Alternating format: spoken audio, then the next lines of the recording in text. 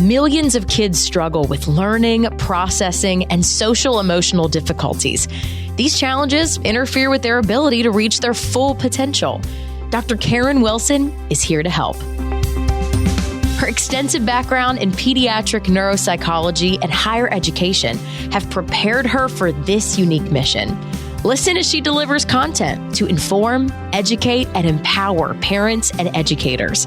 This will enable you to identify challenges that kids face and get them on the road to achieving their full potential.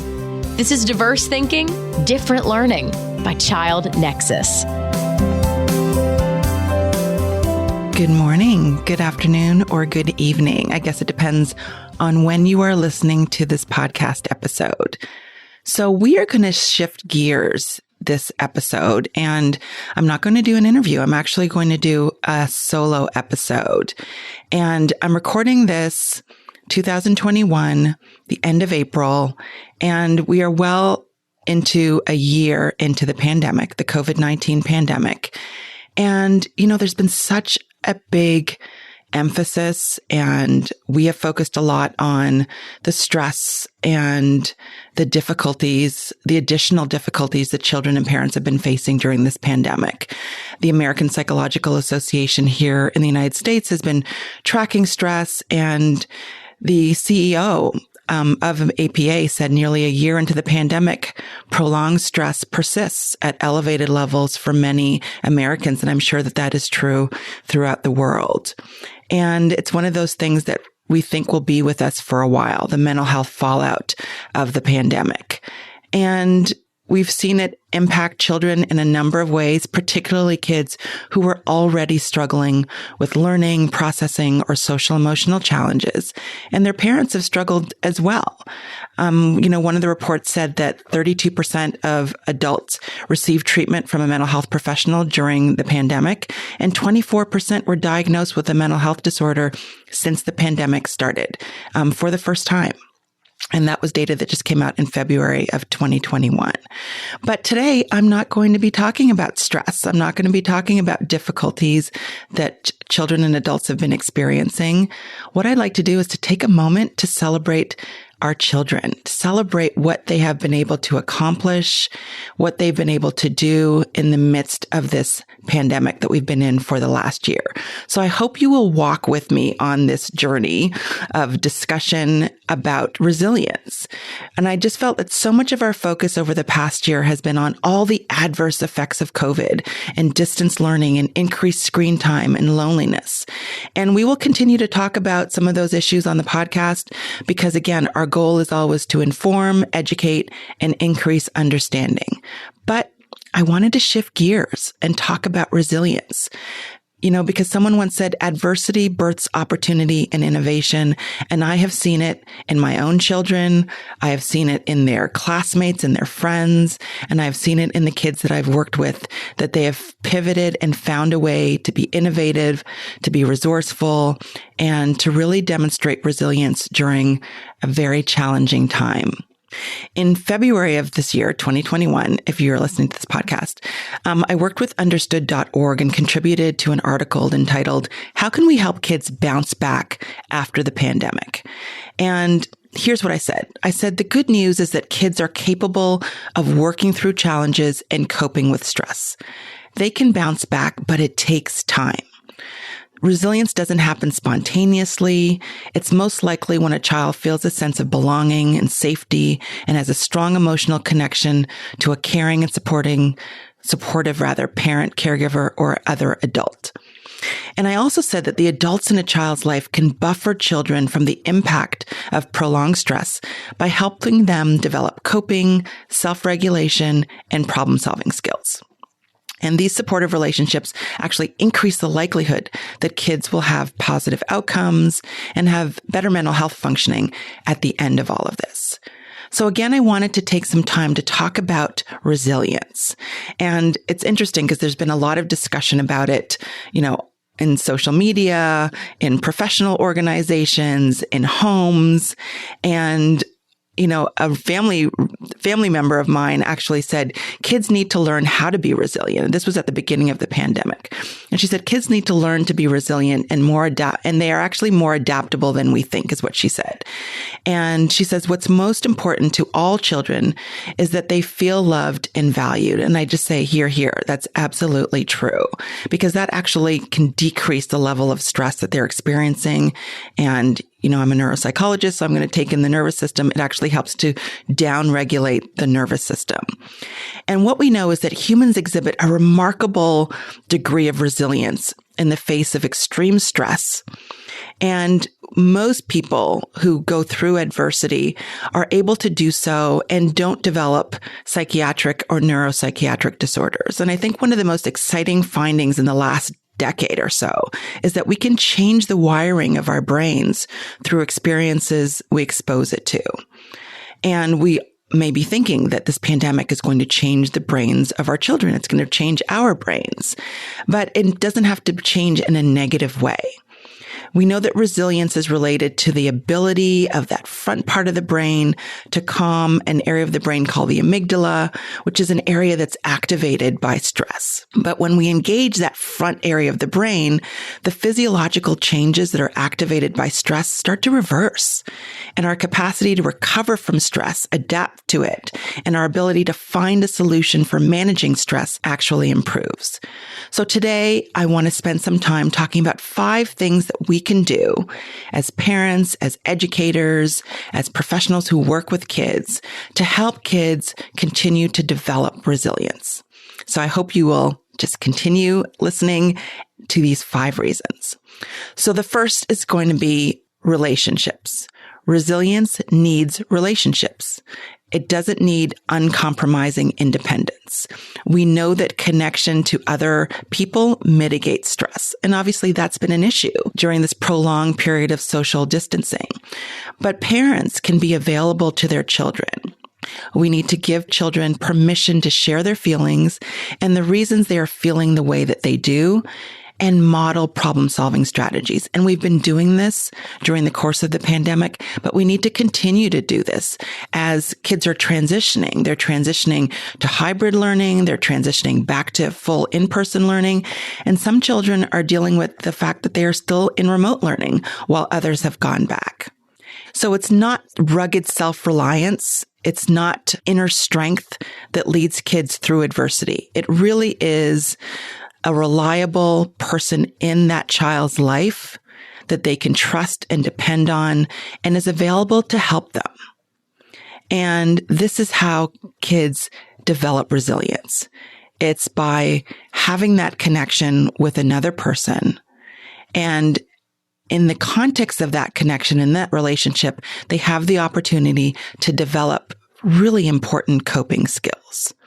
We can also help our kids navigate friendships, as they're reemerging into the world from that social isolation, and we're arranging, these times for them to interact with their friends in a healthy and safe way. We can help them and coach them in being good listeners and modeling that behavior for them, being present, showing empathy, and validating their feelings. Again, that validation piece is so important. So again, one of the things that we can do to help kids develop resilience is to really strengthen our own relationship with them and really lean into listening to what they have to say and validating the feelings and experiences that they have. The second thing that we can do to help kids develop resilience is to make sure they're getting adequate sleep. And we've talked a lot on this podcast about the importance of sleep. And I've said it, and I continue to say it, that human beings spend approximately 1/3 of their lives in a state of sleep. Yet, at least here in the United States, about 70% of American kids and adults get insufficient sleep. And I think there was a study that 40% of adults had reported having more difficulty with sleep during the COVID-19 pandemic. And I talk about sleep because it's critical for cognitive functioning, it's critical for emotional well-being, and it's critical for overall health. And we know that when kids get insufficient sleep, it impacts their behavior, it impacts their mood, and it impacts their ability to do well in school. And we want to make sure that kids are able to pay attention. And when they don't get enough sleep, they have more difficulty staying focused. They have more difficulty with executive functioning, and they have more difficulty with memory. And we know for our kiddos that we see who struggle with learning and processing issues, this can really exacerbate the difficulties that they're already experiencing when they're not getting enough sleep. And so how do I tie sleep to resilience? Because sleep increases your capacity to regulate your emotions. And that is a strength when you are practicing, coping strategies that help build resilience. And we also need to be able to pay attention and to, again, engage in these executive functions, planning and organization, and self-regulation and self-control. And all of those things are better when we have a good night's sleep. So we want to make sure that kids are getting adequate sleep because that will help build resilience. It builds it strengthens cognitive functioning. It strengthens their ability to regulate their emotions. And we know that when kids are sleep deprived, it's associated with behavioral problems in children and adolescents. Think about yourself, how you feel when you don't get enough sleep. It impacts mood, and it can actually contribute to anxiety and depression and actually exacerbate stress. And again, one of the things that we want to do when we talk about building resilience is we want to mitigate the impact of stress on children. The third thing we want to do when we're thinking about building resilience is to make sure kids are getting sufficient physical activity. Now, we know that physical exercise helps with physical outcomes. Exercise also stimulates brain growth. It boosts cognitive performance and it enhances learning.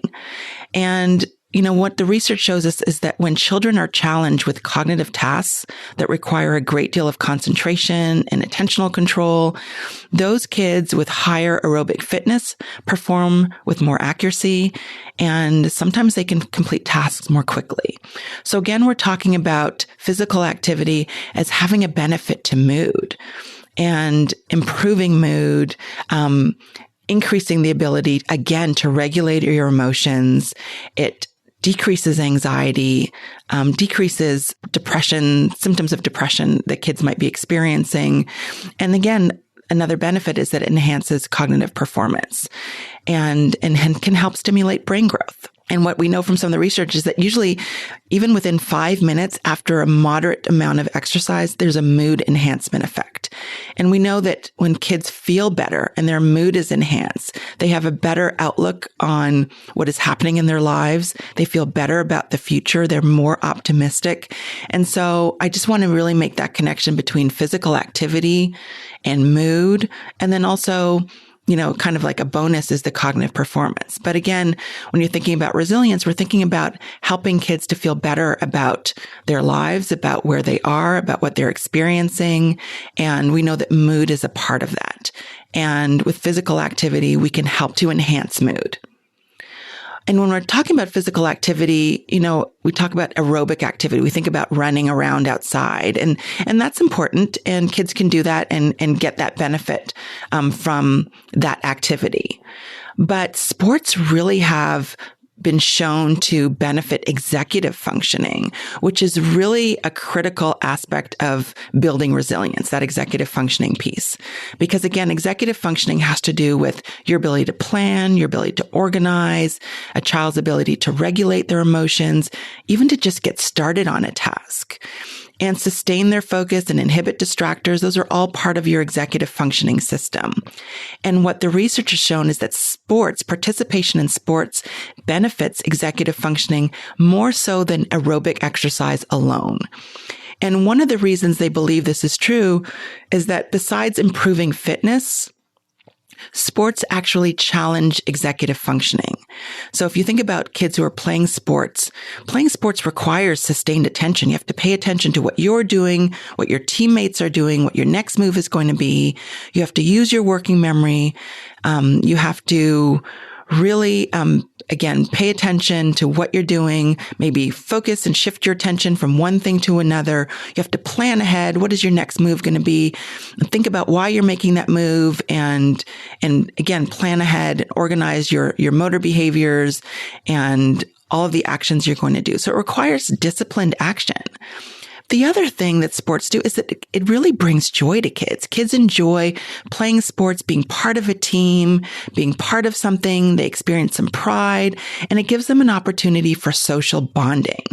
And that is such an important thing right now. Again, at a time we're recording this still in the midst of a global pandemic. And there's been a lot of social isolation as a result of the pandemic, and sports provide an opportunity for that social bonding. So that as sports begin to come back online, it's really important when we think about making sure that our kids are getting aerobic exercise, that we think about sports, because again, you have the benefit of aerobic exercise, but you have the added benefit of really challenging and building that executive functioning system.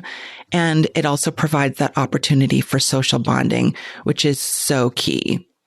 And, one of the things that researchers showed is that when you think about movement in the context of physical activity, what we're finding is that there are really favorable outcomes when children are engaged in these activities. And so it also enhances mood. It strengthens that social bonding.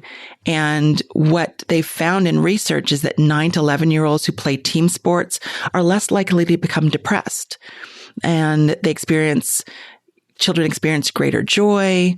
What they found also is that there's an increase in the hippocampus volume, which is an area of the brain that's associated with memory. And these are important things. So we have a cognitive enhancement effect, we have a mood enhancement effect, and it also increases the opportunity for kids to connect with others. A fourth factor that can impact resilience is screen media exposure. And we talked about this a great deal in a previous episode with Dr. Alison Kawa, and I will put a link to screen media exposure in the show notes so you can go back and listen to it. But I want to mention it here because one thing, if kids are on screens for extended periods of time, they're also not having the opportunity to engage in physical activity. So we want to spend less time on screens and more time connecting with others face to face. Well, of course, when it's safe to do so, and also spending more time engaging in physical activity. And so what we don't want is for kids to be on screens all day when they can, in fact, be engaging in these other activities that boost resilience. And we know, and we've gone over it in that previous episode, that high levels of screen time have been associated with delays in development for very young kids. It's been associated with inattention, behavioral problems, poor mental health, and poor sleep. And I already talked about the importance of sleep for resilience. So I do want to say that, again, managing screen media exposure is an important factor in terms of building resilience. Number 5, mindset. We want to nurture and continue to nurture a growth mindset in our children and in the children that we work with. And we think about a growth mindset, we kind of contrast this to a fixed mindset. And this comes from Carol Dweck's work that shows us the impact of a fixed mindset versus a growth mindset. So for those of you who are not familiar with that terminology, in a fixed mindset, you believe that, for example, success is based on fixed, unchangeable traits and abilities. So in other words, some people are smart and other people just aren't. That's just the way things are. But when you have a growth mindset, you believe that your intelligence, your academic performance, your expertise, all of those things can be developed through effort and instruction. So if you have a desire to learn, and what you do is you recognize that learning results from the combination of effort and support. And that's the way that you really get to mastery. So things aren't fixed. So if you think about kids who've been dealing with this pandemic, many might believe, I've fallen behind in school and I will never catch up. That would be a fixed mindset. A growth mindset would say, yes, it's been a difficult year and I want to learn. I want to catch up and I want to enjoy learning again. And I can do this with the help of my teacher, with the help of my parents. And for many kids, they just need a break and they need a reset and they will come back. And acknowledging the fact that things are different and they're hard right now, but they don't always have to be hard. They will not always have to be hard. There will not always have to be a struggle. The pandemic will eventually end, and that we'll be able to do a lot of the things that we weren't able to do over the past year. And so again, switching that mindset from a fixed mindset, things are what they are and they don't change, to a growth mindset that things can change and we can be part of that change. And research has found that children who have a growth mindset, the belief that people have the potential to change, are more likely to show resilience when things get tough. So as a bonus, I know I said I was going to talk about 5 things, but I do want to mention 3 other things that we can do to help and support our children as they continue to build resilience. And I mentioned this already.